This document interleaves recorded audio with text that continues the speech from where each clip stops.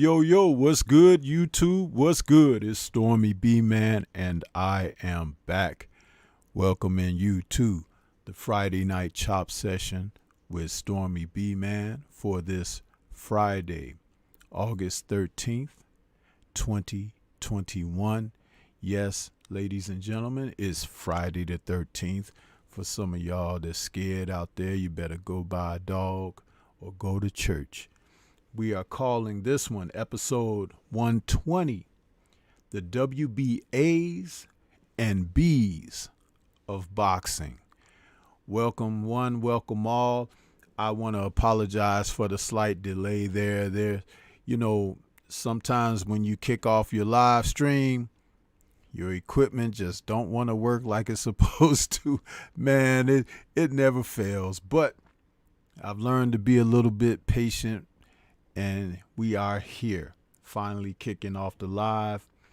A few minutes late, but I'm glad that most of you have decided to stick around and check out the show, man. We got a lot going on for you for this evening's show, and we're going to talk about some matches that are coming up. We got a day full of fights for tomorrow, starting in the early afternoon, but man, we got several broadcasts that are going to be overlapping, in the evening. And once again, boxing doing everything they can to shoot themselves in the foot. I don't even think they got foot left, with all the times they done shot themselves. It's just the lower leg now, and pretty soon it's going to be up to the kneecaps, and then after that, the hips, So boxing going to be in a wheelchair very soon with the way it seems to handle itself. But I digress. We are here, and we're glad to be here to talk boxing. Glad you guys are here. Smash that like button for me, man, and we'll get down to it as we get into this evening's show, man. We have for this evening's show a few people out here in the chat already. I see we got Junior Syriac out there. He says, all right, Stormy, where is the live streams where you watched Hagler versus Duran with Kurt Sugar and I think Scrapbook? Yeah, and I responded that you have to go into the archives, brother, if you want to check out the shows. That's the best thing to do. I can't go and pull out a show that you looking for, in particularly when Stormy is about to get it going with his, show. So what's up with that, man? Yeah, coming out there. My man Willie Beecham, channel member, is out there. He was one of the first out there. I want to say salute to Willie Beecham out there. Lander the 216 has joined us, says salute Stormy in chat. Salute to you. Brother Kano Loco Sports is out there saying salute Kano Loco. I know it's almost bedtime, so get you a little bit of this Friday night chop session first, then you can catch your Z's, brother. Thank you for joining us, man.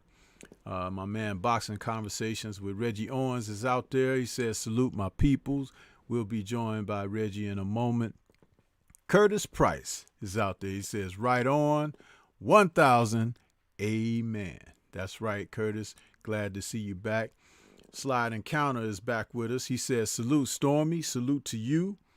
And Sean is out there. He says, salute, OG. Salute to you as well, brother Sean.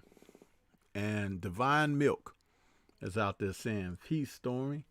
Peace to you, Divine Milk. Good to see you all out there. We got a few people a little gun shy with typing on the keyboard, but that's okay. You guys can type in there. Greetings. Stormy will salute you as well.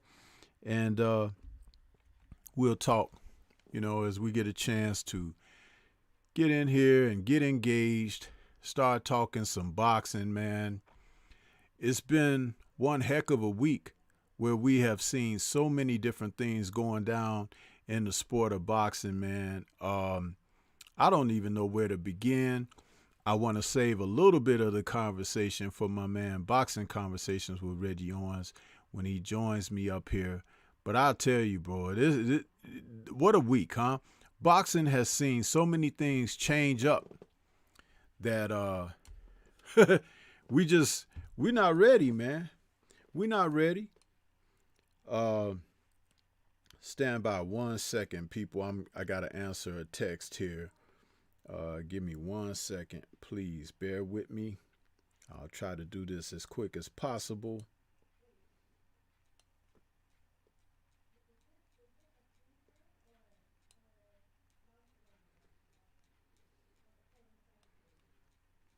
One second here.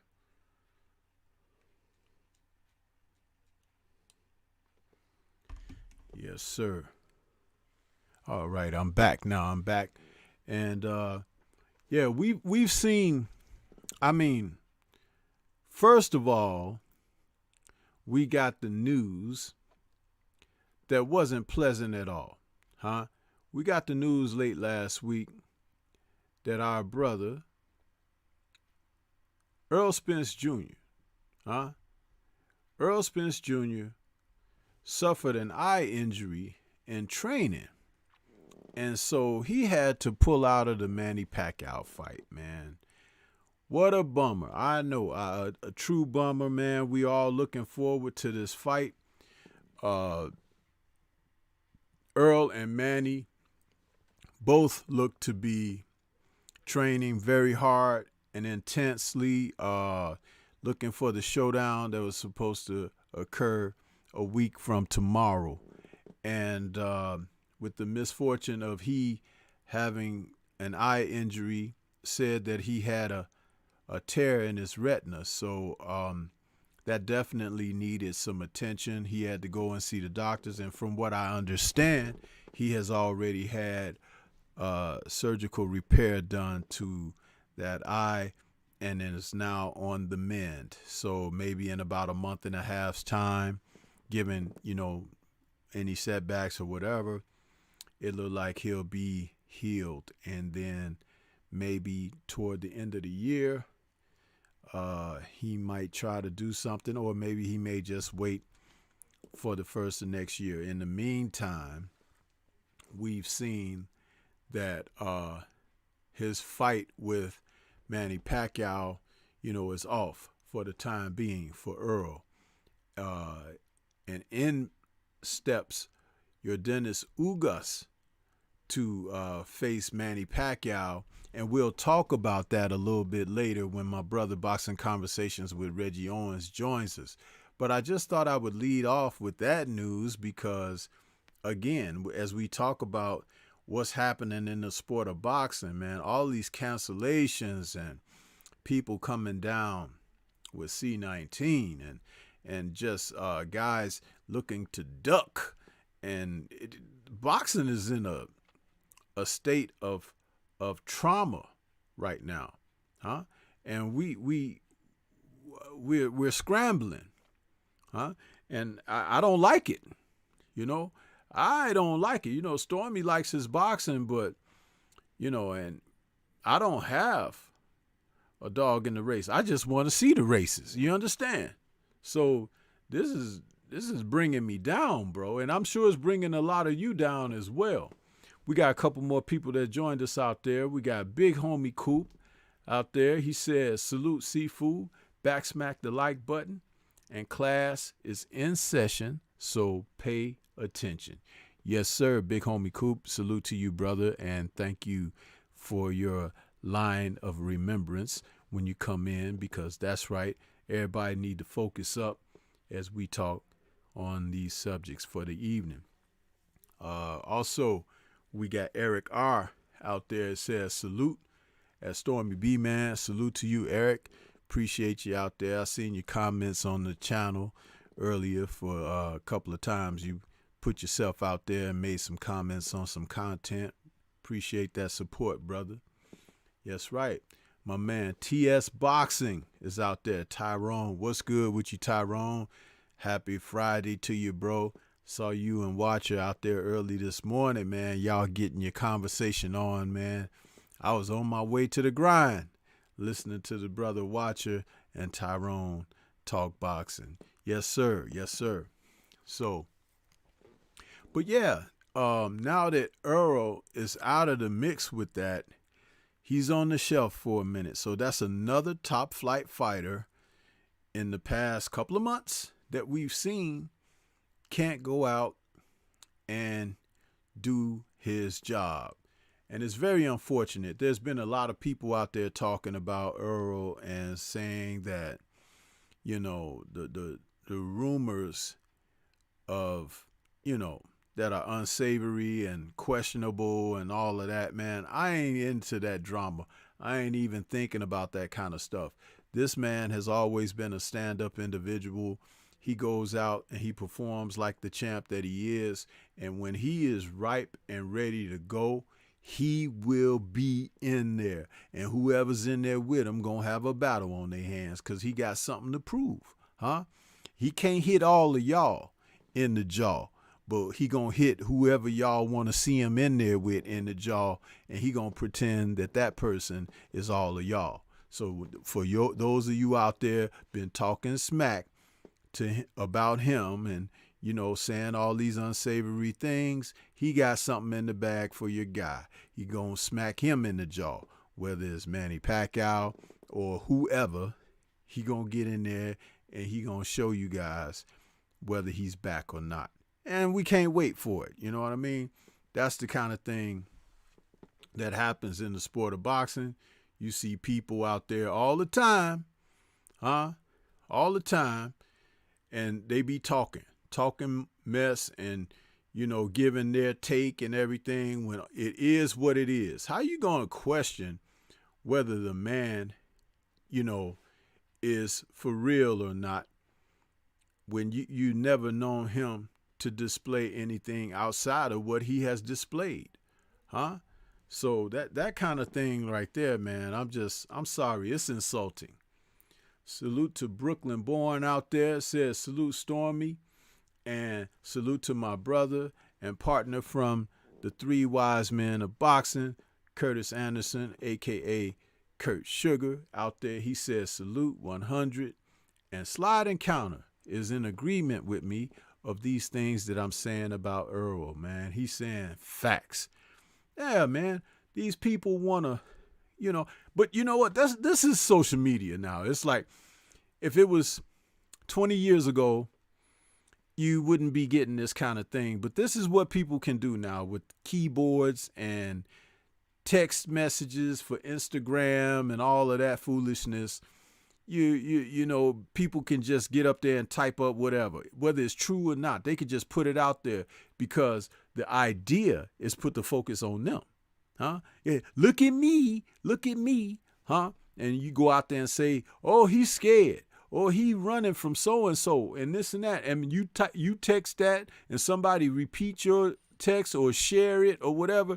Now you got a wellspring and some people going to like it because they like drama. Some people like it because they your friends and they run with you. Some people going to put it down, thumbs down. Next thing you know, you got a wellspring of controversy and everything.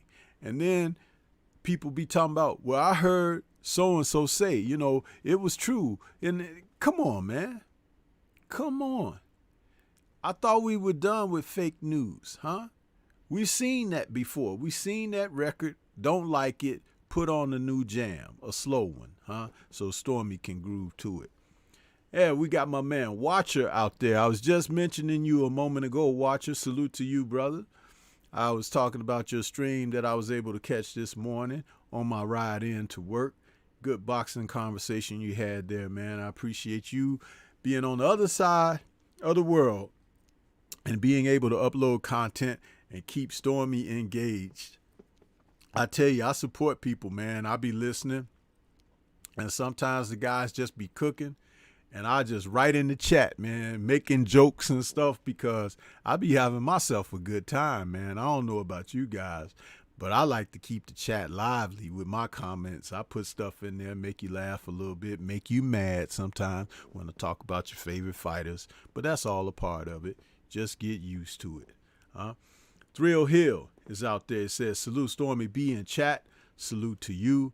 MPWTF is out there. It says, salute Stormy. All facts and chat family. Yes, sir. He says, checking in. Yes, sir. I got that. Hey, I was able to read that one. You know, sometimes brothers be posting these little symbols and emojis and stuff, and it's like figuring out calculus, man, trying to figure what it's trying to say at the end of the day. But I got that one. Checking in. Yes, sir. Kept it simple. At least I can read. You know what I'm saying? Well, I ain't even gonna go there, but you know, F+, huh? Yeah. Young Merv, the cut man, is out there. He says, salute Stormy, salute to you, Young Merv, good to see you. And he's saluting Watcher as well. Yeah, man, but what a week of boxing, man. Now, what's interesting is your Dennis Ugas is getting that chance to step in with Manny Pacquiao, and that's a fight that was supposed to take place anyway before the Earl Spence fight. So, man, I don't know. Boxing is in a weird situation right now, and we got to figure this thing out together, people. I'm telling you, because there is just some things that don't seem right in the sport right now. And for whatever reason, the big fights are just not taking place. And there may be some behind the scenes reasons for that. I don't know, but I just don't like it, man. I just don't like it. Dre's Finest out there says, what's up, Stormy? Just getting in on you speaking about the fake news, you dig, from the DMV. Salute to you, Dre's Finest. Glad to see you out there, bro. Curtis is saying, big boxing day tomorrow. Yes, sir, Kurt. We got fights on top of fights tomorrow. One of them is scheduled to be early in the afternoon, which we should be able to check that out with no problem. But in the evening, we got 3 cards going on simultaneously. You got an ESPN card, a DAZN card, and a Showtime card that will be overlapping. So for those of you who have multiple devices like laptops, TVs, tablets, and phones, hey, get them to work, huh? We're going to try to cover everything as much as we can, but I'm telling you, man, it's going to be tough, but we're going to do our best. And for the brothers that's calling fights, I don't know which ones you're going to pick to call, but I would recommend something. Now, this is kind of strange, but we got my man KQKC out there. He calls the fights. We got boxing conversations with Reggie Owens. I Am Trill Will is out there trying to rebuild his channel up and everything. I would suggest that I Am Trill Will pick a card, call a fight, have an audience for you. Then don't call the same fight that the other 2 brothers call, like Reggie Owens and KQKC. You guys should all call a different fight. That way, even if we don't catch your broadcast live, whoever you are, then we could go back and check out the other brothers' broadcast on a replay. And the thing is that the voice is still out there. The coverage is out there. It'll be a shame if everybody just called the same fight, huh? And then other fights don't get called, and then people miss out or whatever. Because I'll tell you something. With all that boxing that's on tomorrow, if I'm not able to watch everything all the way through, guess what I'm going to be doing on Sunday? That's what I'm going to be doing, watching some boxing. That's right. Eric R. says, I look at a wonderful piece on Matthew Saad Muhammad. He was an incredible man in and outside the ring. Thank you at Stormy B Man, at Curtis Anderson, and Scrapbook Boxing. Yes, sir. I take it that you heard us talking about Matthew last night on the 3 Wise Men of Boxing, and you had a chance to go and seek for yourself. See, doesn't it make a difference, Eric R. and chat, when you go out there and you dig into something for yourself and you get that chance for it to be kinetic for yourself? It's wonderful listening to us talk about it, but we lived through those times, you understand, already, just like some of you have lived through what's happening right now and going back a little further, like a Floyd Mayweather era and stuff. So when you saw him doing what he was doing, you're like, oh, man, that's my man, you know, this and that. I was there for this fight and that fight. we were there for those. And when we talk about them with the passion that we do, we just want you to research it for yourself. Dive into some of that historical footage because it's available. I could see if it wasn't available and you had to rely upon what we say. But no, you can go in there, check it out for yourself, and you will find that, man, fighters like Matthew Saad Muhammad, they don't make them like that no more. They do not make them like that no more. You hear me? I'll say it one more time. They don't make them like that no more. But he's worth checking into, brothers. He is. Slide Encounter is out there. He says, a lot of people sleeping on Rigondeaux's ability to set traps and counterpunch. I'm interested in that fight with Casemiro. Yes, sir, Slide Encounter. Anytime Rigondeaux fights, man, it's kind of like a clinic because the brother is so seasoned in his abilities. He's got... Guillermo Rigondeaux is a complete fighter.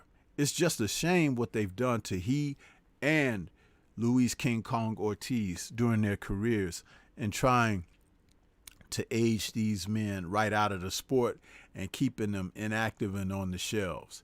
It's criminal what they've done to these men. Let's see. TS Boxing is out there. I'm going back a couple of comments. He says, Rigondeaux fight most interesting for me. I still pay for Showtime somehow. Yeah, you know, that's how it is sometimes, brother, but at least they showing some boxing. Curtis Anderson is saluting Dre's Finest. Drill Hill is saluting Dre's Finest. Says, facts at Stormy. On point, you dig? Yes, sir. Yes, sir. Slide Encounter. I read that one. Curtis Price says, a Stormy B Man and Kurt Sugar and Scrapbook Boxing. Y'all need y'all own network. Hey, man, thanks for that, Curtis Price, man. But, hey, just our own, slot set aside where we could do our thing. That's good enough for us, man, because we're very comfortable in what we do and we enjoy hearing how you guys feel about it because it's inspirational for us to keep going, keep driving. And as I said last night, when you hear us brothers doing our thing, support it. Share it to other media. Share it on your own timelines. If you got timelines, if you're on Facebook, Instagram, Twitter, all that stuff, share the content, bro, so other people can catch note of it. Do you know it's a lot of people who have tunnel vision with what they do? I'm like that myself. It's a lot of things that I'm just not privy to because I have a focus. But if someone were to put something up that catches my eye or catches the ire in me, I might be like, oh, this is something new. And I'll add it to the rest of what I'm doing. So it's like sharing is very beneficial, extremely beneficial. A lot of the channels that I follow right now is coming from recommendations or someone sharing something and uploading. And then I get a chance to experience that. And I'm like, oh, this is pretty cool. I like this. And that's what I end up doing. So, yeah. We got JJ out there says, salute OG and salute chat. Salute to you. And Eric R says, I call Rigo Jaws. I think he gonna smoke this guy. A lot of people still hurt over Donaire. Yeah, man. Nonito's stardom rocket was on an ascension like this. And then a Scud missile came and just blew it out the sky called Guillermo Rigondeaux. And he came crashing down.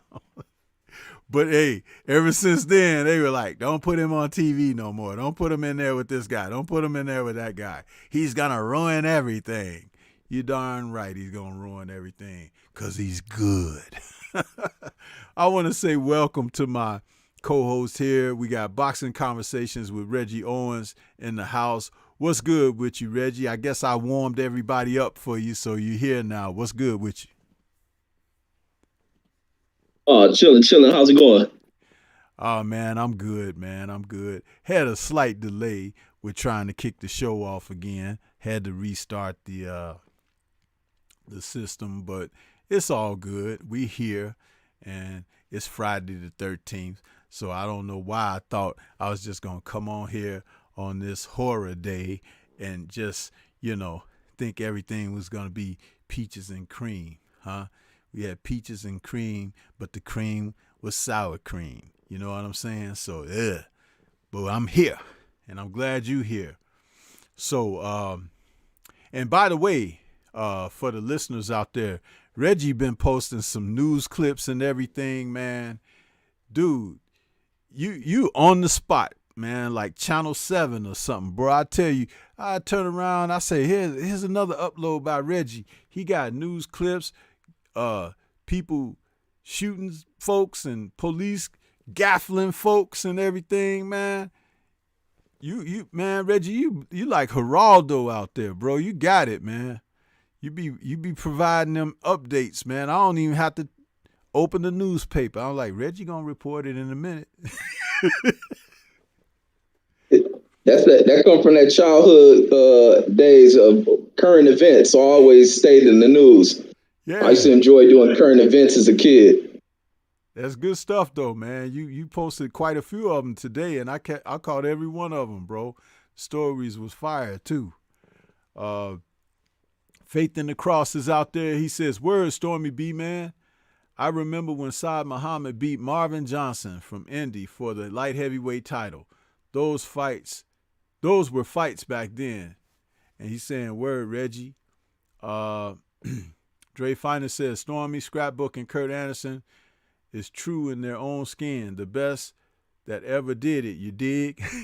All right, man. We'll take those compliments, man. Take a little bow. Thank you, sir. Just keep tuning in. And like I said, keep sharing the content, man. That's very important to share it. And Dre Finance is also saluting Reggie. He says, "You keep me up to date on the current events. You dig?" Yes, sir. That's what I was just saying.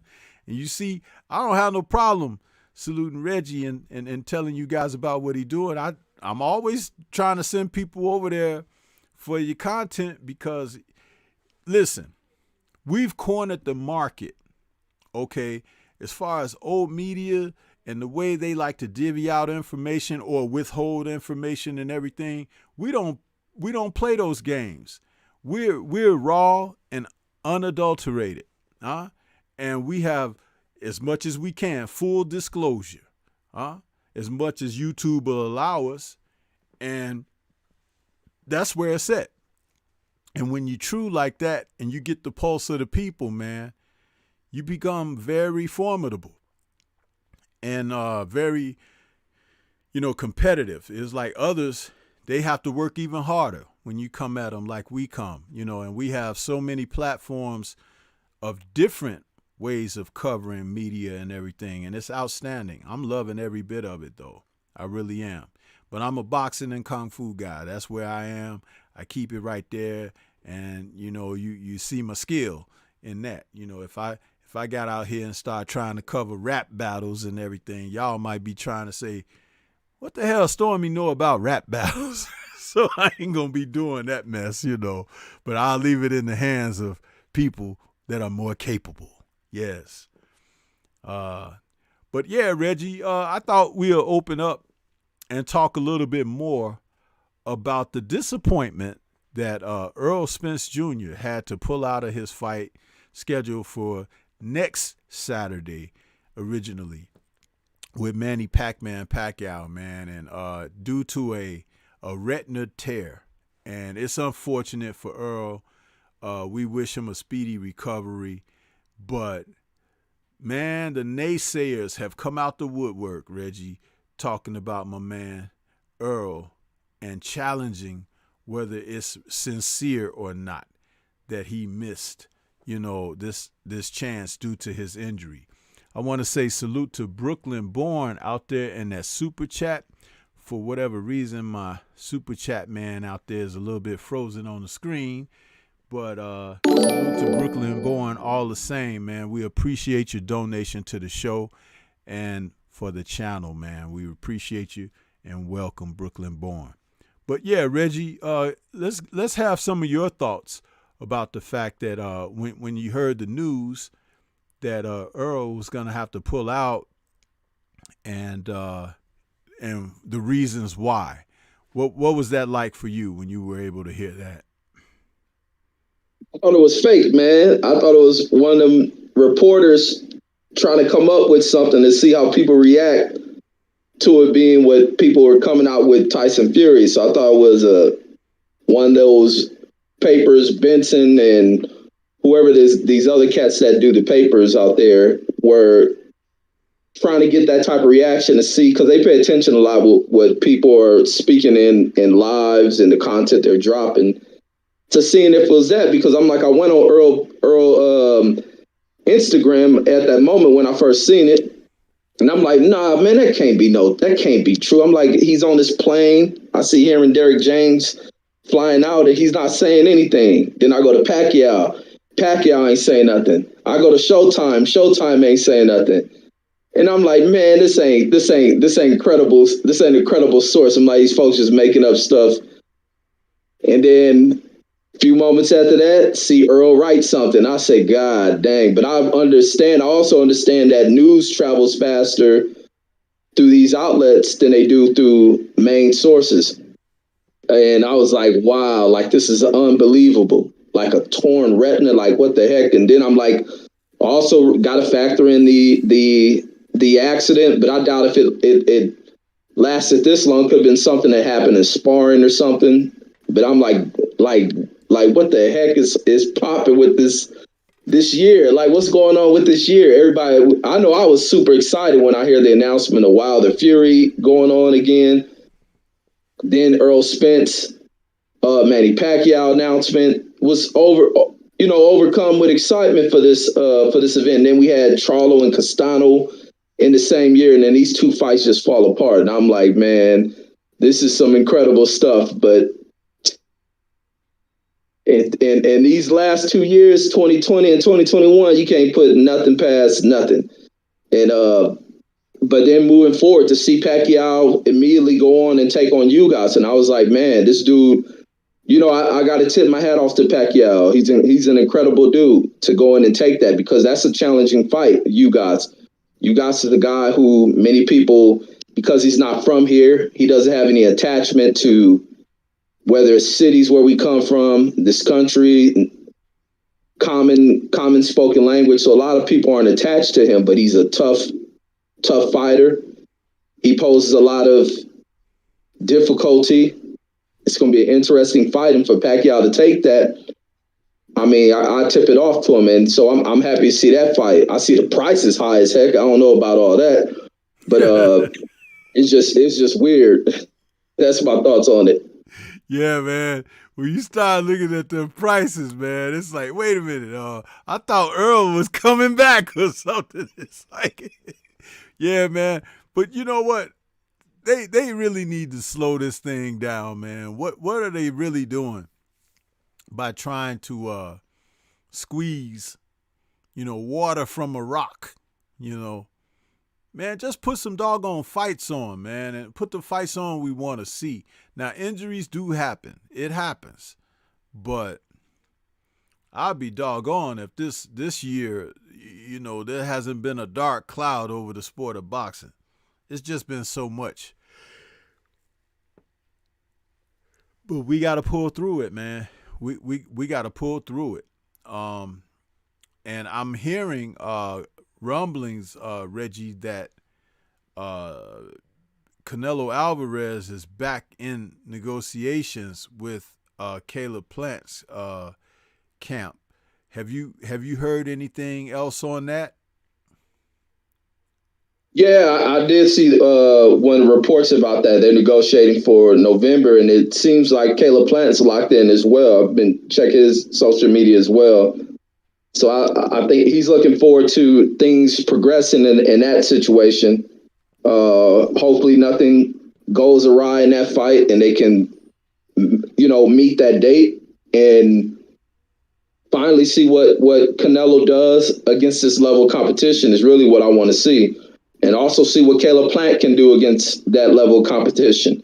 being with Canelo, is probably one of the top guys in the sport. As much as Canelo do a lot of whole stuff, he's still top tier guy. I can't take that away from him. I just don't like the diva type stuff that he pulls off. But outside of that, the kid can scrap, and he's probably the best guy out there. So it's something that both of these guys have to prove. And this is a style that Caleb Plant brings, that is a style that's difficult for Canelo. So we see what adjustments he has to make, and also see what adjustments Caleb Plant is going to have to make. And Caleb cannot, for once, begin to fade too much in this fight. He can take rounds off, but he cannot fade like you've seen him start to do in that Ugasaki fight. And some of his other fights, which have been against, the easier level opposition as they move you up. But as he moved into that Ugasaki fight, you begin to see the fading in that one. Being Ugasaki does apply pressure on the fighter. He's great conditioning. But past that, I think I've seen improvements on his cardio. But he's going to definitely need it against Canelo. And Canelo's in here to try to knock cats out. He doesn't play inside that ring. He doesn't waste punches. So Caleb has to come in here supreme with what he brings in that fight. So hopefully nothing happens in that 2021 weirdness. I'm just hoping nothing happens, that they meet on that date, and they don't pull any funny stuff. And Canelo don't do none of this old bull crap that he's been pulling when it comes to negotiations. He sits at that table, he goes ahead and get it done, because they're not in here trying to cheat Canelo. They ain't trying to do Canelo dirty. They're doing honorable stuff with him, but he's pulling this other stuff, and whatever Eddie may be speaking in his arm, not his arm, in his head, Canelo needs to ignore it. But that's my thoughts on that. Yeah, and I think that Caleb needs to enter this whole ordeal. If he's going to go through with this fight, man, he's got to come to win. He's got to lay the gauntlet down, man, and take to task that, this is his chance, his day in the sun, And there are a lot of fighters who can understand that and would relish the opportunity to show their wares and get on out there and do what's necessary. And I don't think he is incapable of that. But on the night in question, he's going to have to get in there and, again, you take these guys to task. When you got a fighter like a Canelo Alvarez, you can't look at it as just another fight. And by what I mean when I say that is, this is your opportunity to elevate. You've seen this guy, how they've talked about him in the news and how they've given him accolades and everything. If you want to ascend to another level, you go out there and you take the bone out of his mouth, huh? And everybody know how difficult it is to take the bone out of a hungry dog's mouth. It's like, you could get bit. But this is what they sign up for. And I pull for Caleb Plant because he's one of the ones that's out here he's a decent boxer.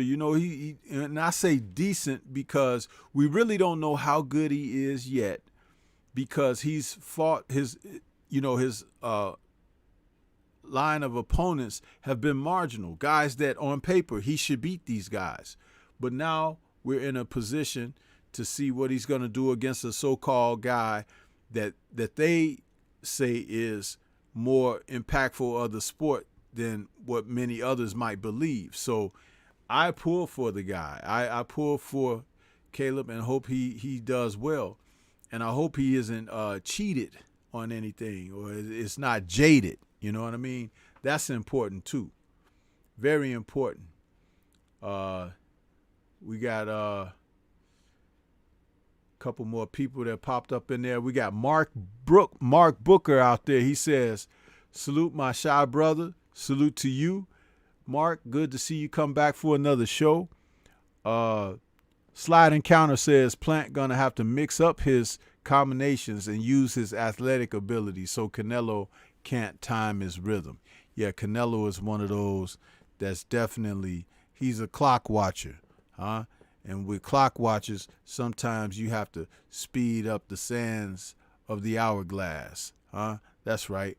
And Jelly Bean 4280 is out there. He says salute to you, Jelly Bean. Good to see you back. But yeah, Reggie, I do think that Plant has the tools to give Canelo all he wants. Will he take more chances than Billy Joe? Because, Billy Joe had a moment or two in there, and then he just seemed to concede. We can't have that out of Plant. We can't have that at all. You got to go for it, man. You got to go out there and assert yourself. You know what I mean? And I was looking at some Canelo fights earlier in the week, and it's amazing what he's been able to get away with, because there are some guys, I think they get shell-shocked when they get in there with him. It's like, oh, I'm in here with Canelo. We see how guys act when they not even fighting them. They be giving them all types of juice, and hey, you got the juice now, brother. Nah, man. He put his pants on just like you, man. Except for his is all tight. He wear them little tight cut pants, tight on you like they skinny jeans, skinny pants. Man, I don't know, man, want no tight pants all up around his crotch and everything, man. Forget that, man. Get you some loose-fitting, breathing pants, and you might have to do a Chuck Norris roundhouse on somebody in the streets or something. And if you got them little tight pants on, you can't even lift your leg up unless you bending your knee or something. Come on, man. Anyway, but I digress. But yeah, Reggie, I think that Caleb has the tools. He's just going to have to go to work with them at the end of the day. That's it in a nutshell. Yes, sir. Yeah. So I know we're gonna talk about those fights for tomorrow. Is tons of them. But did you have another subject that you wanted to bring in to talk about? I know we had talked about the possibility of speaking a little more on the Fox Mastre situation. Did you want to go there, or did you have something fresh? No. We can go wherever you go. Okay, let's get back on Fox and Mastre.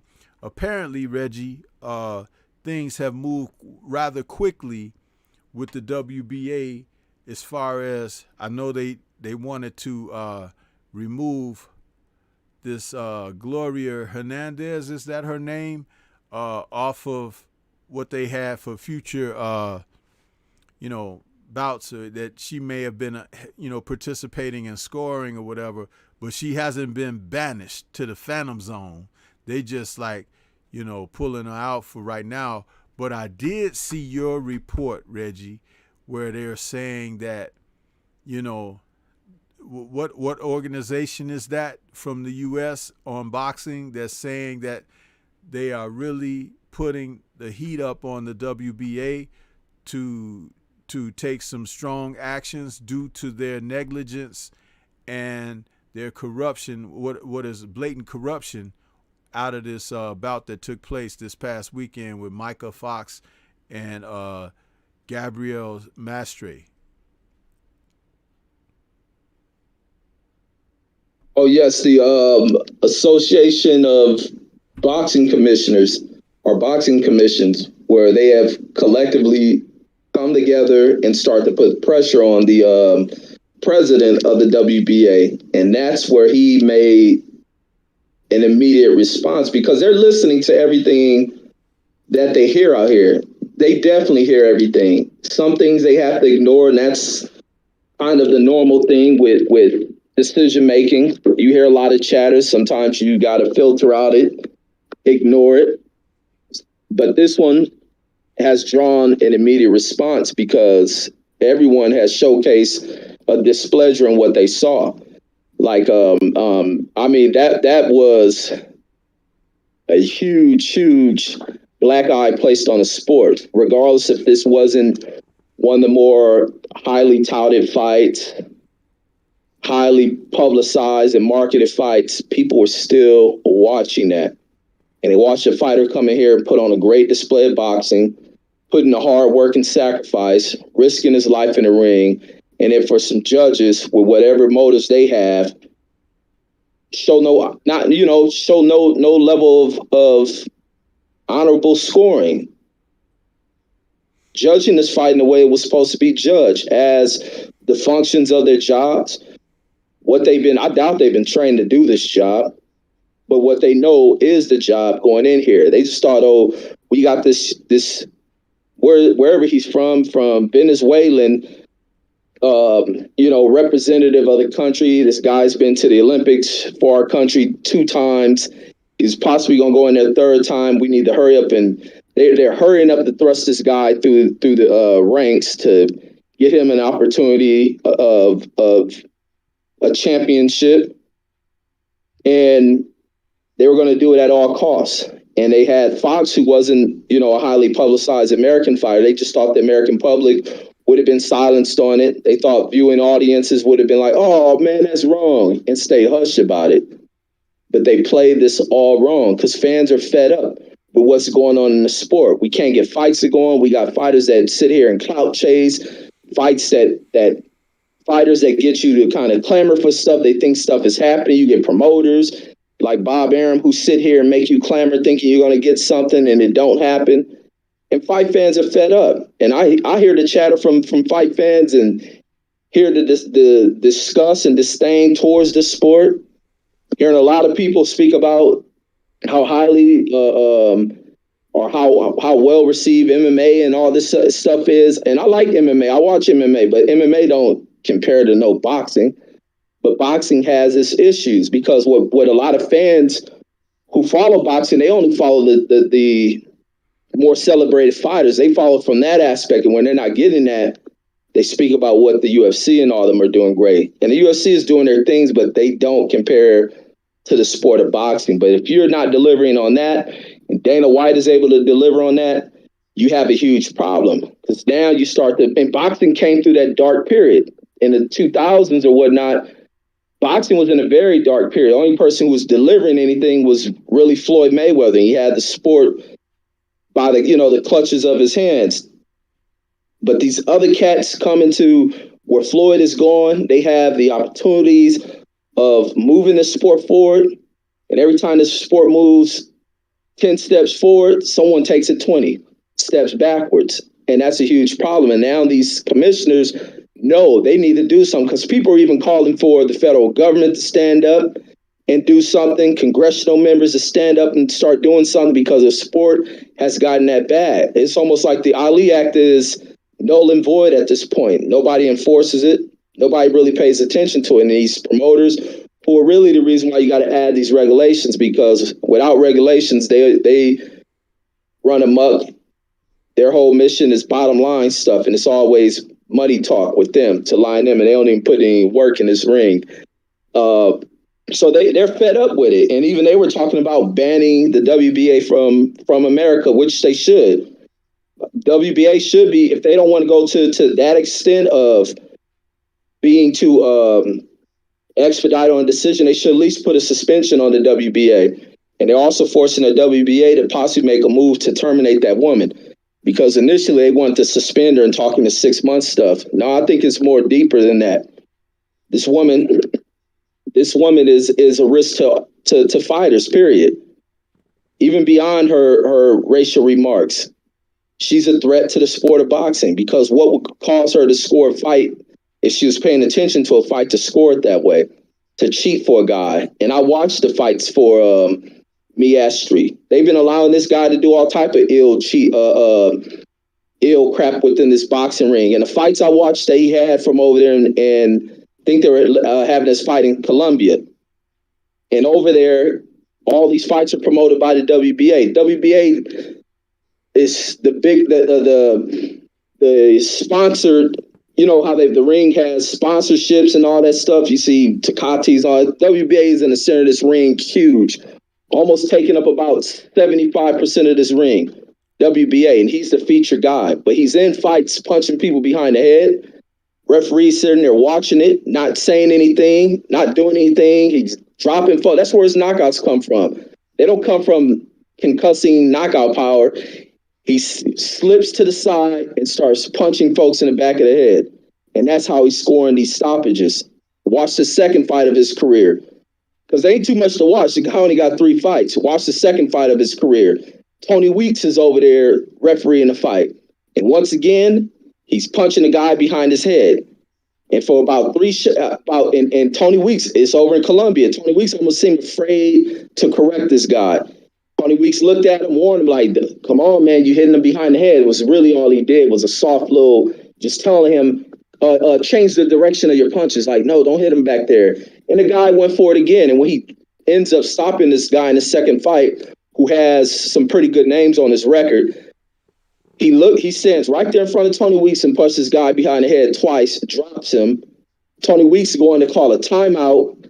The people at this event are running into the ring celebrating a knockout win. Tony Weeks ain't even called the fight off. He ain't even ran a count. They rushed the ring. Tony Weeks lost control, and therefore he scores a second knockout of his career. His third fight, going in there against a guy who looked scared from the onset of the fight. He looked scared in his ring walk, and it showed in his performance. This dude didn't even punch the guy, and the guy dropped as if he got hit to the body. The dude flinched at the guy. The guy took a knee and stayed down there, and that's his third win. So it's like a lot of iffy stuff, and they think because lucky somebody recorded this stuff and put it on YouTube. They think they can bring these guys over here. They can do whatever they want to rate them because it's an international sport. But thank goodness for some people that film this stuff that you get the opportunity of catching it and really following up on these guys. But he's been a person that's been kind of invested in by the WBA and those folks down in South America. And when you look at things in South America, the other things these commissioners are looking at, and I follow government, so I always pay attention to that stuff. When you look at South American countries, and many of these countries that these other fighters come from, even where Pacquiao come from, the Philippines is lucky ain't no commissions over the Philippines. You grease the palm, you get anything done. It's super corrupted. South America, super corrupted. That's why those countries over there failed. Their economies failed because they got corrupted political people. People in power corrupt as hell over there. And the same thing with the WBA. They're a very corrupt organization, and these commissions are starting to realize that. Keep these people the heck up out of here. And even they're the same people who ruined the Olympic side of boxing and the amateur system. That AIBA? They fall under a high level of scrutiny, hiring people in organized crime and all that. And that's why boxing has always kind of been in question of whether the Olympic Committee will allow boxing to continue on or whether they take it on. So this is the stuff that they're looking at. This sport has to be cleaned up. And the one way to do it is to make an example out of this WBA to get them the heck up out of this country, suspend them or ban them permanently. But that's my thoughts. Yeah, and great comments there, Reggie. Getting back to Gloria Hernandez, just a light suspension or whatever. You know, she's married to the official there with the WBA, and her public and social media comments that have since been taken down, notwithstanding, you have to feel like she's married to this man, so those were her views that she posted on her social media. But since they took up a union between one another, you have to feel like maybe he feels like she feels.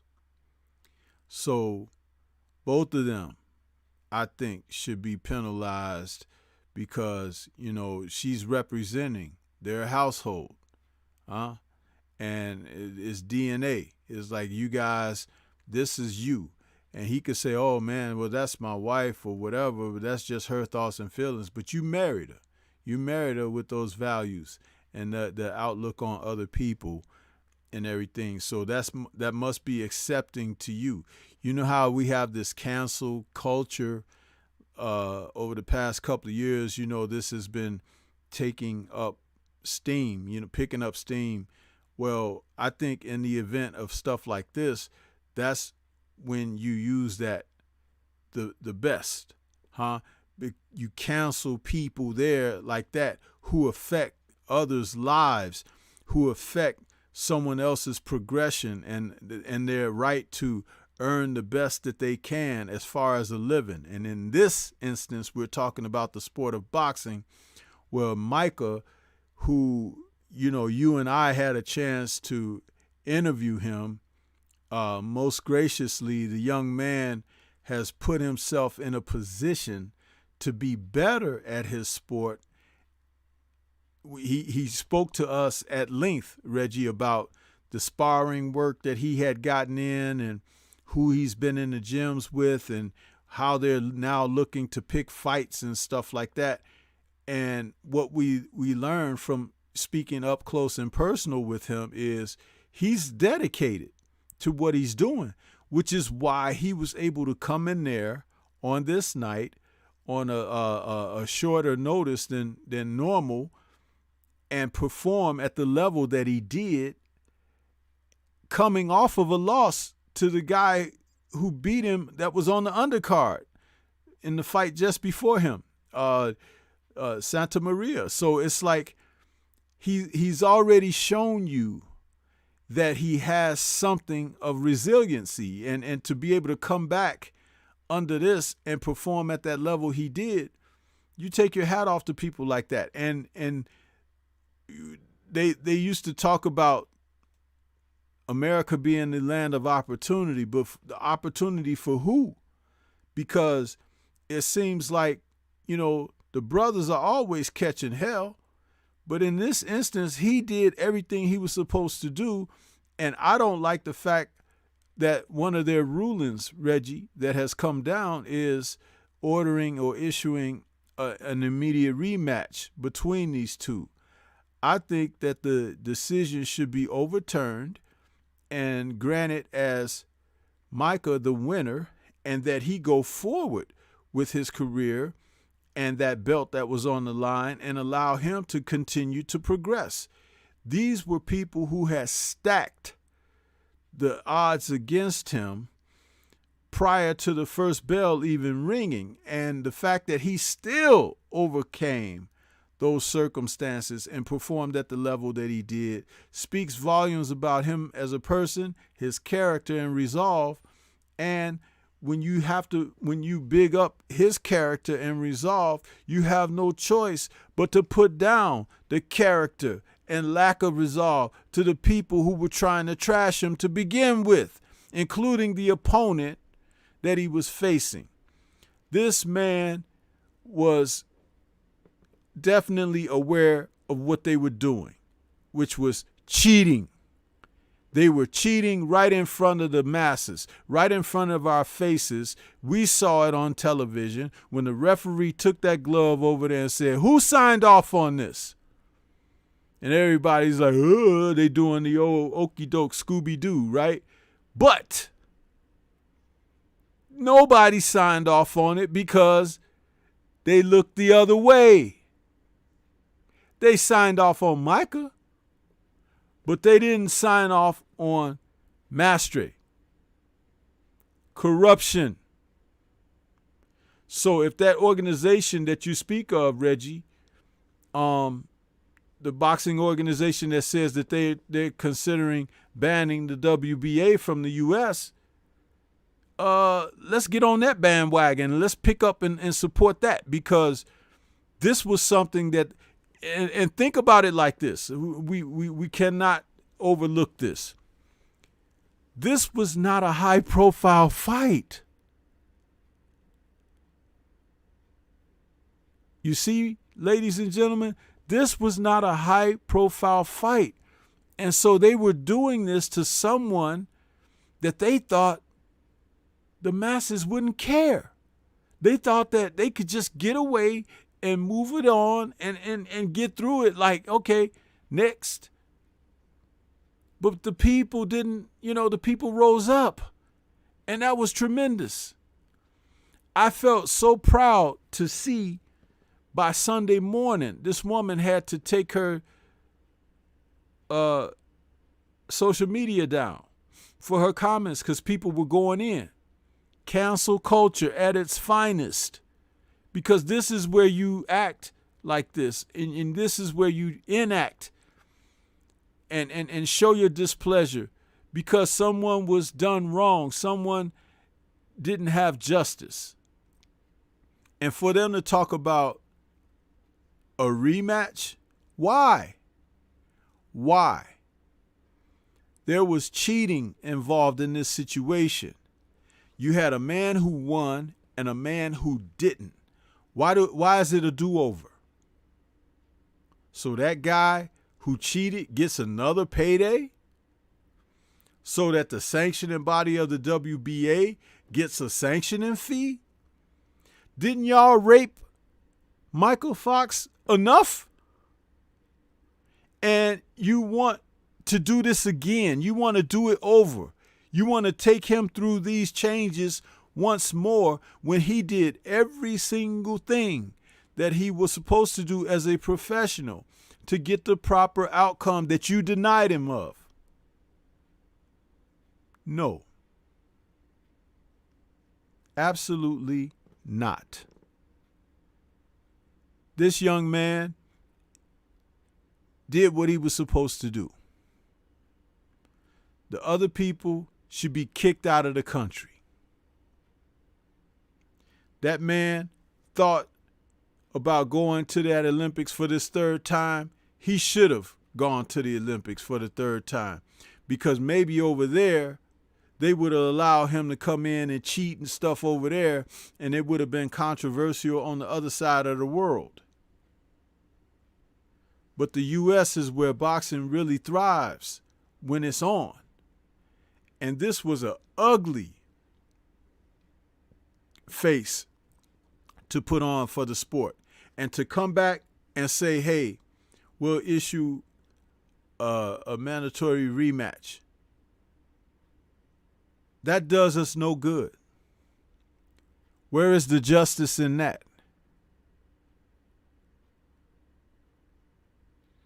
There's no reward. There's no sense of accomplishment. There's no sense of justice. When you want to take someone who performed like Michael performed on that night and tell them, well, you ran into some hardships, so we'll have you do it over again. What happened to overturning? Didn't they turn James Toney's fight against John Ruiz at heavyweight into a no contest because he tested positive for having some PEDs in his system? James Toney won the fight. He beat Johnny Ruiz. But when the test came back, they said, oh, he popped dirty. So they overturned it, and it became a no contest. Even though we witnessed him beat Johnny Ruiz, James didn't do his part by being clean. So, where is the justice for Micah in this situation? He did his part, and everyone associated with Gabriel Mastre popped dirty. No contest. Or Micah Fox victory. That's only the only way I could see it, Reggie. One or the other. No do-over, no rematch. Nothing to give this guy another opportunity. He needs to sit back on the sideline for a minute, even impose a fine. Because let's not forget, his gloves were not signed off upon when he came to the ring. Micah shared with us he was stacking his hand wraps in the dressing room. And then he still skimmed his camp, and he still skimmed the gloves when they were in the ring with the tape all up over the emblem of the Everlast symbol, or what was it, Grant Boxing, whatever the name of the gloves were, tape all the way up there. That's total corruption and cheating. And how is that worthy of rematch? So, you know, but that's what I have to say about that, Reggie. Yeah, and the other thing they were addressing is the number of belt categories and the need to eliminate that, because all it is a way of hitting these fighters in the pocket. And that's the other thing, when you have these fighters paying these fees for those belts, and the fact that the WBA has taken Fox's money, that money hasn't been returned, even with the decision from that judge. And now they're talking about making him go out there and fight for the belt against this guy once again. Not now. Matter of fact, I don't even think there's an order of an immediate rematch so much as the belt has been vacated. And I think that should change what's sitting on this record. It should be considered as a no contest now. But that belt should be awarded to that kid. But now they're trying to get more sanction and fees out of that. And that was the thing for them to rush into, because they've been called out on their BS. They called out on their BS when they try to correct things. When they try to correct the wrong in that fight, it all revolved around money. It all revolved in them trying to get back in the situation and getting more money out of these two guys. And people put the pressure on them, like, nah, it ain't popping off that way. And the money should be returned to that fighter, because that fighter was robbed in that fight by the people appointed by the WBA to score this fight. And it was the foulest thing that people have seen, even for the commentators that sat on the desk. They weren't rocking with that. A lot of mainstream sports networks weren't rocking with it. It's a lot been covering over social media, haven't rocked with that. But everybody sees the greed in the eyes of this cat, Menendez, the other people who had the board of that company, to think they were doing something right. And their way of doing something right is to make more money for themselves. And that's followed. And then they talk about, that article was talking about, they got all this gold, because I don't know what none of these belts means. Gold, silver, regular, unregular, unleaded, all that stuff. And they like, man, get this crap up out of here, man.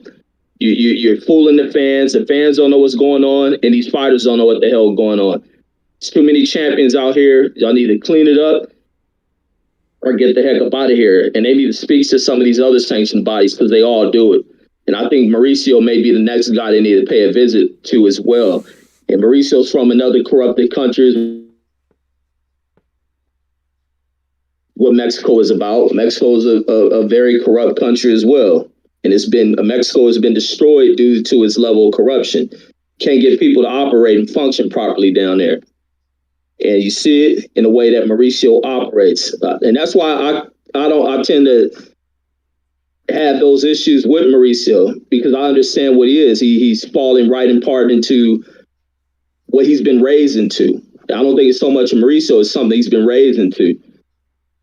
To do corrupted things. Money is the X factor. Rather than you do corrupted things, it tears you up the money comes in the short term, but long term you screw everything up. And I think that's the problem with corrupted people who focus on money. You do things the right way, money's gonna always come there.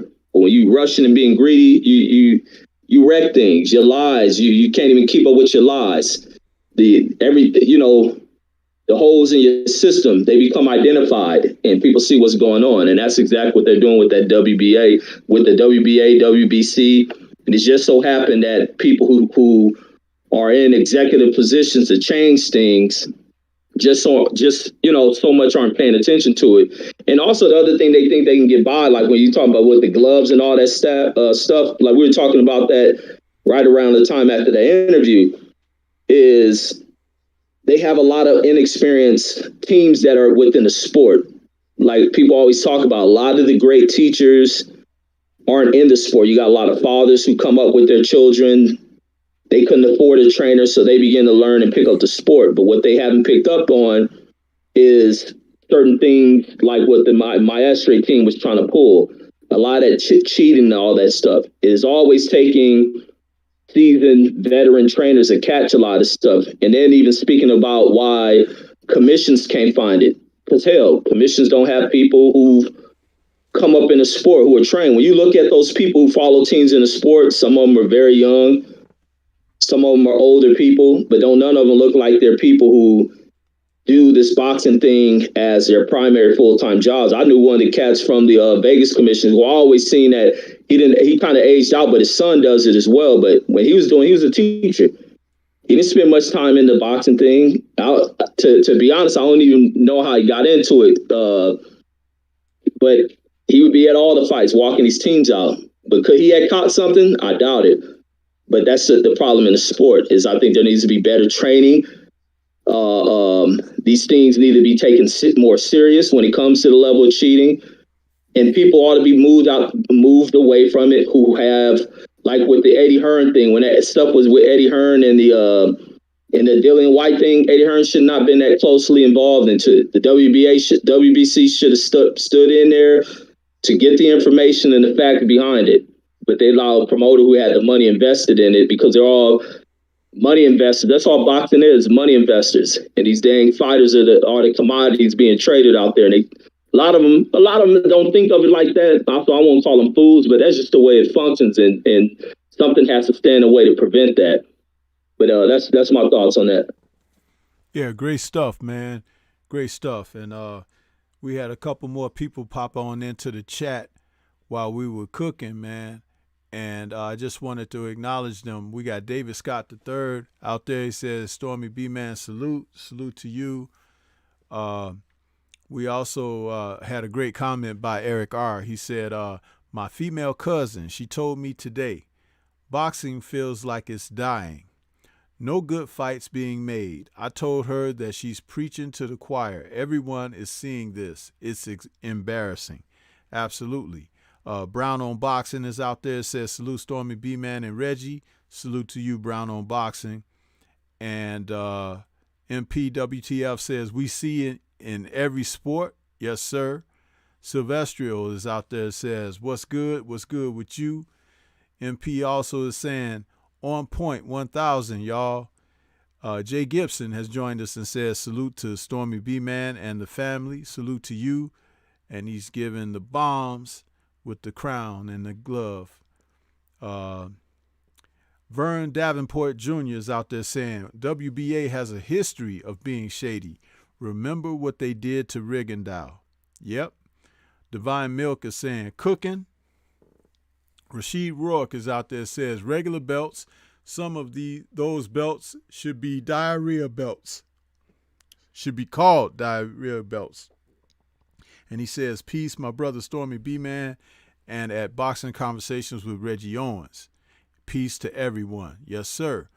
And I just wanted to take a quick moment, Reggie, before we move on and start talking about the fights coming up tomorrow evening. Another public service announcement for the channel. You know, Stormybman been out here doing his grinding, right? So I got this in the email a couple days ago.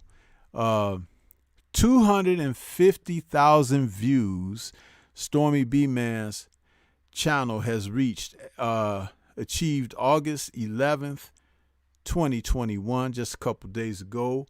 You know, the brother's out here doing what he's doing, but that's 250,000 views, y'all. So, hey, man, I'm trying. You know what I'm saying? And the people are responding. So this is good news, great news for the channel, and lets you know, because I always share these updates like this. I remember the last one I shared, I think I was at 175, and that was a few months ago, and now we're at that 250,000. You know what I mean? That means that people are tuning in from just outside of your neighborhood where people be getting shot and stuff like that. So that means other people from other parts of the world, they could sit in the safe confines of their internet shops as well as their homes and maybe don't have to worry about getting shot or bullets coming through their windows and stuff like that. For y'all that, you know, live in those rough areas like that. But I just kidding with that. But Stormy B-Man wants to say thank you for everyone that's helped us reach this benchmark. And we still got a lot of work to do, a lot more to go, and we're going to get there eventually. But I just wanted to share that with you guys. You've helped make this possible, and I really appreciate the support and have really seen a lot of growth in the past few months, man. So salute to everybody that's out there. You guys, I can't do it without you. So, you know, it really warms the heart to see that type of growth in that short of time, because it took a while to get to that 175, but from that 175 to the 250, man, it's just a couple of months. So it's like, you know, we're doing something right out here, Reggie. And I want to thank you as well, because your collaborations with me on the Friday night chop session, as well as our post-fight show, have been a tremendous part of that. And I want to acknowledge that for you on the air, man. It hasn't translated into money yet, but when it does, we'll make it rain. But yo, thank you so much, people out there. I really appreciate that support, man. I really do.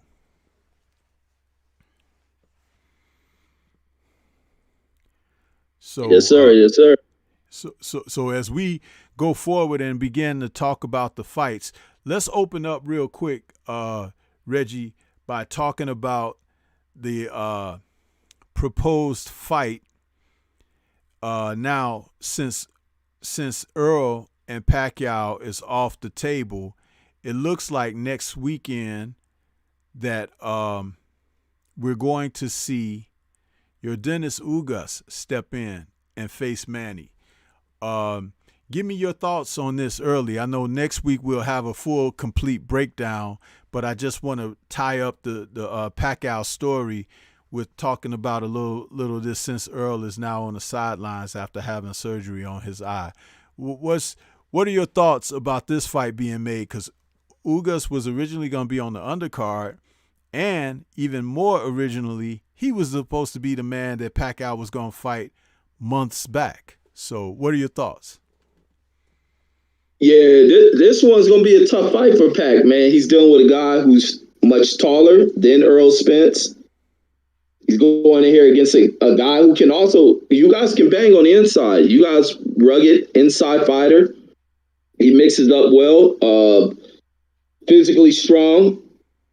He's probably as physically strong as Earl Spence. A lot of people don't view you guys in that same standard, but looking at the way you guys versus Sean Porter and Earl Spence versus Sean Porter, you've seen the difference in the way in which Sean fought that fight. Faced a lot of issues in there because he had the box, because they realized you guys is a good inside fighter. He will mix it up. His hands are quick on the inside, and he's a long range fighter when he needs to work off that jab. And he has some pretty good fights on his record. Some of the losses are controversial losses. He's another guy who got the bag shake.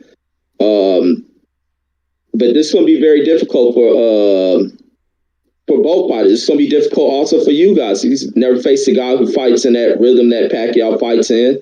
I think Pacquiao may be the hardest hitting guy that he's been in there with. So we have to see how he deals with that. But how does Pacquiao deal with the height and reach of this guy? Is Pacquiao going to be able to catch the guy?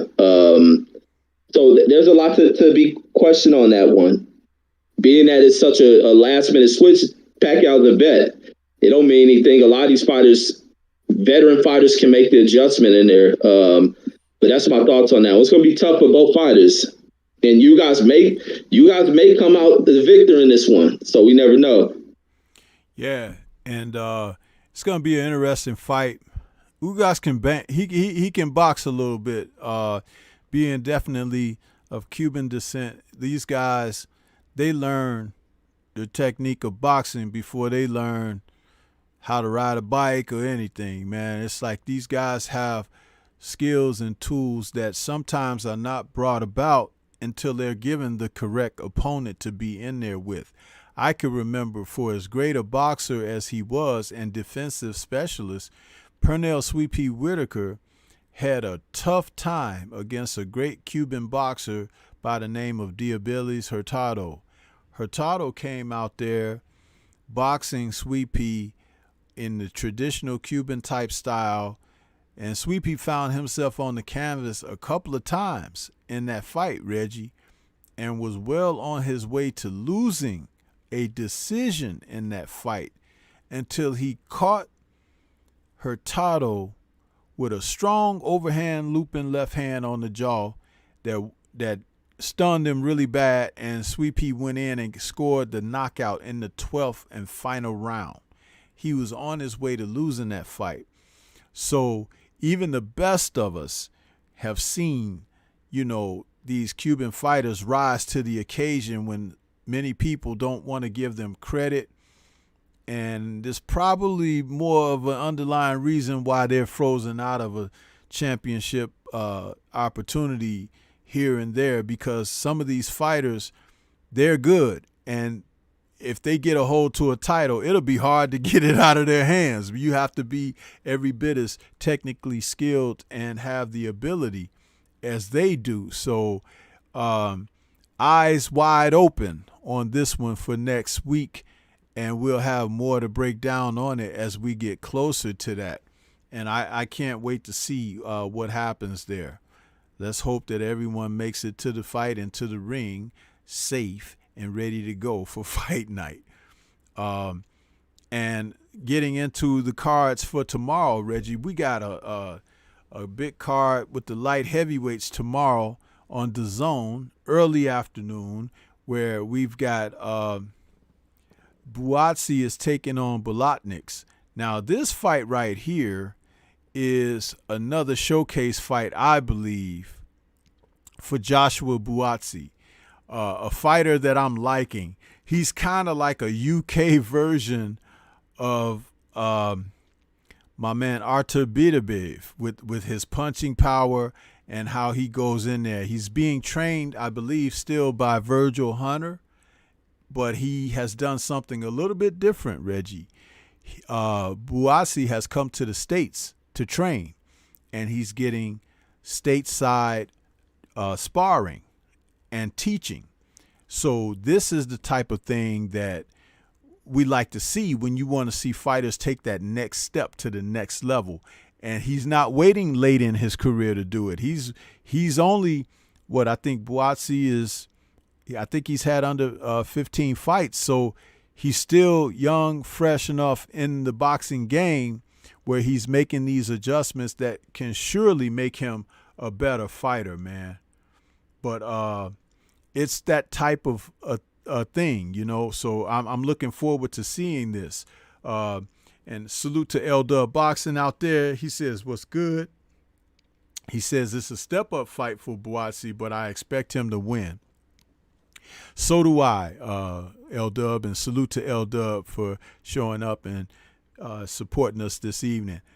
Reggie, you got any thoughts on Buatsi and his fight with Bolotniks? Yeah, I want to see if he's going to make this dude cry after knocking him out.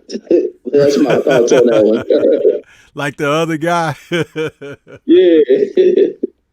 Well, I'll tell you something, man. He hits pretty darn hard, and he's a kind of slender build, but he's a light heavyweight. He's not skinny, but he's not overly muscled and thick either. He's just the right size, I would say. But he's powerful. And, at that weight class, having power at light heavyweight is a good thing because it'll keep all eyes on you. And we do have that other gentleman that's just above him in the cruiserweight. I think Okoli is his name. So maybe one day they'll mix it up. Who knows? It's just a weight division separating them. But for right now, Buatsi is a man on the hunt. And let's not forget, Beterbiev is out there, but not quite yet in his sights. We'll see how he does tomorrow. And if he's able to get through this one with flying colors or even a sensational performance, they may look to step him up even faster. I don't know. So it remains to be seen. but I'm excited to see him. I love fighters who seem to have a little fire under them, and this guy does. When he fought that guy in his last fight, Reggie, that you alluded to him making him cry, what I noticed in that fight was his intensity on his shots. You know, you could tell when he hit the guy was like, ooh, crap, this dude is hitting hard. You know what I'm saying? And he just couldn't take it. But salute to Wba'S, and we really look forward. L-Dub is out there in the chat again, and he says, Okole will be back on the AJ Usyk undercard September 25. Okay, that's great, because I'm interested in seeing him too. Now, Okole, even though we're not talking about him for this weekend, he's one of those fighters that's built, Reggie. He's more of the string bean kind guy with power, you know, so his punches, you know, are hard, but he's a skinny guy. And man, them skinny guys, when they can punch like that, bro, it's like they make you mad. It's like, where that power coming from? It must be in the bone structure or something. But yeah, we'll get to see him on the AJ Usyk undercard, which will be great to see that. But you got any other thoughts on Wba'S before we move on to the next one? No, that's all I had on Wba'S because I don't know too much about the other guy. Okay. Another fight that's taking place on the Zone tomorrow night, Reggie. This fight with Virgil Ortiz is taking on Egidius Kavaliauskas. Now, this is a fight that a lot of people are anticipating because Kavaliauskas is last known for getting in there with Terrence Bud Crawford and there being a controversial knockdown for Crawford, and people were talking about green beans put Crawford down and all of that, but it was more like a punch where he slipped to his knee. It wasn't like he got knocked down on his can like when Sean Porter got knocked down by AB, which was a total different situation, you know. But for some reason, it's just like when they say that Earl dropped Porter. Porter's glove barely touched the canvas, sort of like when Floyd did against Zab Judah, right? But Porter's glove didn't touch the canvas as much as Floyd's did against Zab Judah, and they still want to, you know, make it like Earl knocked him down and he barely rose at the count of 10 or something. I don't know where these guys get their own drama from, Reggie, but the Ortiz camp says that this is a live dog in this fight with Virgil. What are your thoughts? I think it is going to be a difficult fight. I really do. I didn't think that was that Maurice Hooker he fought? I didn't think Maurice Hooker was going to be that tough of a fight, and I knew it was a step up, and it turned out to be a very, very tough fight, and it caused him to backpedal on all that Terrence Crawford talk as he realized he wasn't ready. And now I think his thing is, because the pursuit is still Terrence Crawford, I think that's the vision of Virgil Ortiz and where they want to gauge him at. And now he's taking on Terrence Crawford opponent. And matter of fact, Maurice was a fighter out of their gym. So maybe they want to challenge that style, and they faced difficulty against this guy. So now he's taking on the Terrence Crawford opponent in Kavaliauskas. Kavaliauskas looked good in his fight post the Terrence Crawford fight. He was a durable fighter in there against Terrence Crawford. He tried to give Terrence Crawford some work. He's a tough guy. He moves forward, and I think he's going to probably give Virgil Ortiz some tough action. We get to see how Ortiz looks in that fight. Does Ortiz doubt some things if Kavaliauskas turns on in this fight? Virgil being a younger fighter, he's going to have to really showcase his will. But ultimately, I think he should be able to pull this one off. But it's going to definitely be a tough fight because I think Kavaliauskas has something he wants to prove in this fight. And he really wants to see where he does want to be considered a gatekeeper to this young fighter. I think he still has something he wants to show and to move forward. It's a possibility, and I'm gonna say this possibility he can ruin this pursuit. by Oscar De La Hoya and them for Virgil Ortiz.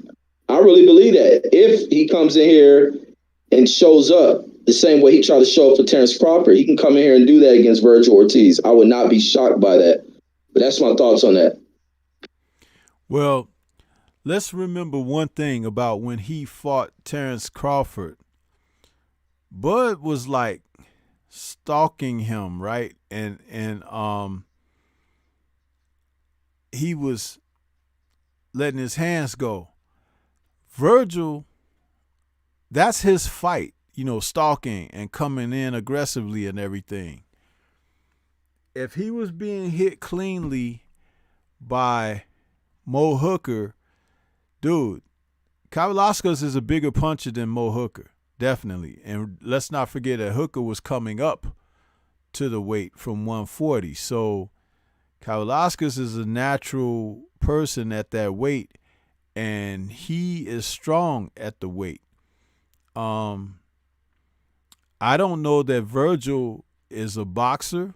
I know that he's an aggressive guy looking to put pressure, and he's good with combinations. His hands are pretty quick, and he's got nice snap on his punches. For whatever reason, as you were talking just a moment ago, I pictured this fight being the type of fight where Kavaliauskas might get cut or something. For some reason, that just entered my mind while you were opening up with your statements about it. And I hope it doesn't happen that way, because cuts can often ruin something before it gets going good, or it could just ruin something when the fight was just getting good or something like that. I hope that they are able to sustain the type of fight that allows us to see action without the restriction of something like headbutts and cuts coming into play. But for as long as it lasts, this should be an action fight. One of the three major cards for tomorrow night that'll be overlapping once again, Reggie, and I was talking about that before you hopped on. I hate when they do this to us, and when they put these fights on all together like this, because we will watch them. Even if they were to spread them out, we will tune in and watch them. But they cause us to miss action by overlapping them because we're tuning in and transferring back and forth and whatnot. And I hate when they do that to us, man. It's real disrespectful to the fans when these promoters and these networks start doing this to us. I want to say salute to Scrapbook Boxing, my other brother out there from the Three Wise Men of Boxing. He says, "What's good, Stormy?" He says, "I love that Ray Robinson pose over your right shoulder." Yes, thank you there, Scrap. That's just this is a close-up from our traditional studio look here. I figured out a way to make Stormy pop up in a close-up so y'all can see that handsome mug. Somebody might want to, frame it or something like that. So I have to, I put my makeup on before the show and everything. Got to look good for my close up. But yeah, thank you, Scrapbook. Thanks for stopping in too, bro. He also says Reggie Owens, and he says, "How are y'all?" What's good? But yeah, Reggie, that's what I was thinking about this fight. I hope it doesn't end up with some cuts or something like that, but I expect it to be a barn burner. These two guys, and with Ortiz being a little younger, he may have a little more in the reservoir as far as, from that youthful side. But Kavaliauskas, man, he should have learned some things from that fight with Terrence Crawford. So maybe he can put that on display on tomorrow night. But it'll really pay dividends if he has learned something. But that's, those are my thoughts on that. And like I said, I hate the fact that they're doing this to us, overlapping these cards again, man. When will they stop, bro? When will they stop doing this? It's like utter foolishness when they do that to us. Because we'll tune in, as I said. We'll tune in, and they don't have to do that to us. But another fight that's part of the triple overlapping for tomorrow night, Reggie, will be the third fight between Franco and Maloney. And this fight right here, in its rematch that happened months ago, we saw Maloney engaged in a situation where there was a questionable clash of heads or a possible thumb in the eye, but something caused Franco's eye. Excuse me. Something caused Franco's eye to swell exponentially during their fight, Reggie, and the fight had to be called very early. There was some questions about whether or not it was a headbutt, whatnot. I can't remember exactly what the replays showed because it's actually been a very long. This fight was like late last year when they fought. So now they're going to do it again for a third time, and this bout will be televised on ESPN. Give me your thoughts on that. I remember you called this fight. Oh yeah, man, that fight was so scandalous, man, and they knew. And matter of fact, the issue in that fight was that referee. And before that fight even started, I stated there's going to be some BS in this fight because of who was refereeing it, and he was doing all sorts of stuff. Is Maloney came out there? I believe Maloney was the one who was whooping on was it Franco? Maloney was kicking Franco's butt, and as the fight is going on, that referee just kept warning this dude for like unnecessary reasoning, and it was like it was such a huge separation between these two fighters. As Maloney's just whooping on this dude, Franco didn't give any real resistance or any challenge to the guy, and he's just beating on this dude up until that point where the ref, who didn't even see what happened, sees the cut and try to immediately call it a headbutt. And then that brought up an issue of whether or not the fight gets stopped due to head clash and all that other stuff. And remember, they spent several minutes. They spent a good maybe 5-10 minutes trying to decide what to do. No, remember, Reggie, it was a little bit longer than that because you were calling that fight and you had said before the fight started about this referee. I forget his name, but you said, man, I don't like this referee. This referee is always on something. And sure enough, when this bout got going, he was on something that night.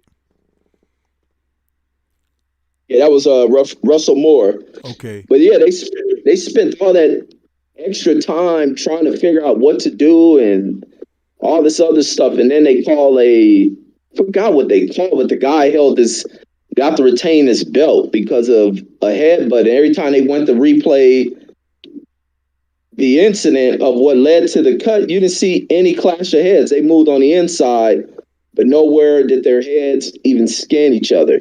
Right. And so it was a bunch of crap. They try to keep this belt over here with this dude, and then now they got to go in here and do it again. But I got Maloney going out here and finishing off what he did because Franco didn't really show anything in that fight. I don't know, could have been an off day for him, or was it just that Maloney had improved that much? And now he's going to go in here fighting for something greater because it's escaped him twice. And I think he's super motivated because I think he felt slighted in the first fight. And I think he's super motivated to go in here and beating this guy up pretty bad. And I think it's going to happen for him this time. But that's my thoughts with that one. Hopefully they don't have one of these suspect referees in that fight neither. And that was the other thing, because I think they were saying that the fighter who got the belt, I think, is he an Oscar fighter? Which one's the Oscar fighter? I think the one who holds the title. Yeah, and they're saying something that's about Franco. Franco is Oscar's fighter. And that's the thing. That's the link between the Oscar and this referee, that Mora cat. Right. Yeah, man. So it's going to be interesting. And then lastly, we've got the fight that I'm sure everyone is going to want to tune into, and that's going to be Guillermo Rigondeaux taking on John Riel Casimiro, and this one will be broadcast on Showtime. And just to see the return of Rigo, Reggie, I am so excited to see Rigo get in there, man. He is definitely a sight for sore eyes when it comes to boxing because he is what I call a complete fighter. He was known early in his career for his defense, but he was lethal offensively too because if he catch guys clean, he could hurt them. And Rigo is a very small man at bantamweight. You know, he's a little dude, but he was definitely someone that's respectable out there. And the way they have done him over the past few years where he hasn't been able to secure the fights that he need to fight to secure his legacy in the sport, the politics that have played in people vacating the weight division and giving up titles and moving on and stuff like that, it's just embarrassing. And then he sought greatness by trying to move up in weight and take on Vasily Lomachenko. But the thing about it was that fight, Lomachenko wasn't willing to meet him at a catch weight. So he moved up larger than where he normally is accustomed to fighting and took a loss against Vasily Lomachenko. I think Lomachenko was just a little too strong and big for him at the weight. And Rigo just retired it after one of the rounds. I forget exactly which round that was, but he said he hurt his hand or something. But I don't fault him. Criminal what they've done to both he and guys like Luis King Kong Ortiz in the sport. What are your thoughts on this fight, Reggie? I gotta rock with Rigo on this one, man. I gotta rock with the old vet, man. Hard punching vet, very smart fighter, calculated fighter. He sees what's going on in that ring. Casamayor, from the fights I've seen, I know he's a busy fighter. A lot of high action in his fights, but I think that also leaves him open for openings for Rigo to be able to land some of the big shots that he's looking to land. And maybe Rigo is able to land a few big shots that changes the way in which Casamayor comes into this fight. Or maybe Casamayor tries to test out Father Time. Does he push the action? Does he take a couple of shots, continue to move forward with his plan, pushing the pace on Rigo, seeing if Rigo can keep up with it? Or do the shots from Rigo become that severe that they slow him down? This guy has to avoid getting caught with something. If he feels the power, if he gets rocked one time, we're going to see what type of adjustments he makes. But he can also outwork Rigo in each of these rounds and begin to, steal rounds to try to get himself to a victory or whatnot. But I'm going for Rigo in this one. Hopefully Rigo is busy. He's landing his shots, calculating his rounds up to where if he goes to a decision, he's able to take it. But I think Casamayor is going to come out here and stay active and be very busy in this fight to try to pull away some rounds. But in this one, I'm still going with Rigo. I got to rock with Rigo on this one. But that's my thoughts on it. Yeah, I got to go with Rigo too. If it's a rough and physical fight, I kind of worry for Rigo simply because of his age, but he may not be the age that fighters can be when they've had a lot of wars and wear and tear. Because remember, he hasn't been fighting. It's like, he's been in the gym. That's without question. And you look at his body is in great shape, for his age. But guys at that weight class, because they do have to cut weight to make weight, it could begin to show itself. But again, as we've spoken most recently about age in fighters, 40 today is not 40 what it was, 25 years ago and longer. So it's like George Foreman seemed to shatter that whole ideology about being a 40-year-old fighter professionally, as long as you're in the proper condition and taking care of yourself. So here we have a master boxer. I hope he's not drawn into something that he doesn't necessarily need to do as far as trying to please the crowd. He just needs to go out there and win. I do believe that Casemiro is the type of fighter that will give him those openings, because that dude is wide open a lot. He's wild. He's a little bit, aggressive, and but he's younger at 31. But at the same time, who knows? If Rigo tags him with something that makes him respect Rigo, then the fight changes still, because he may not want to get knocked out.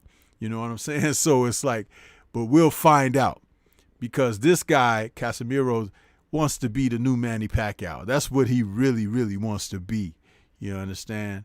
And he might be trying to overly prove a point because of the deal that fell through with the Nonito Donaire camp.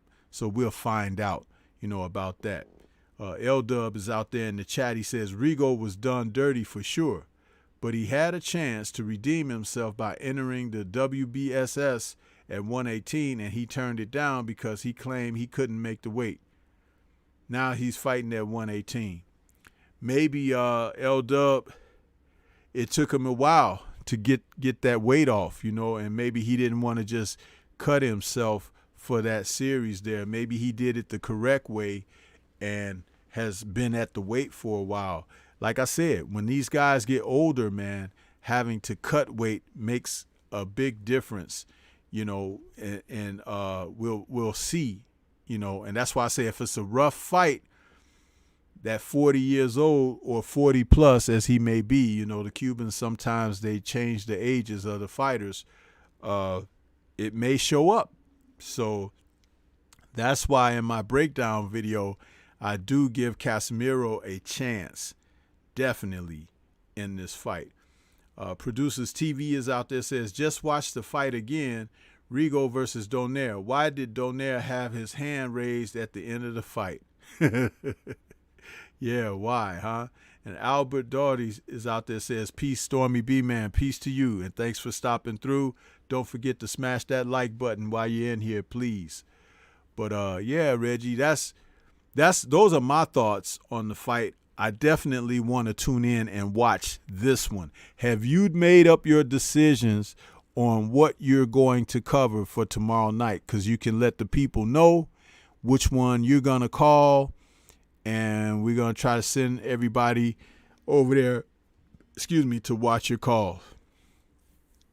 I'm gonna be between networks, because I definitely want to catch who was that Virgil Ortiz fight.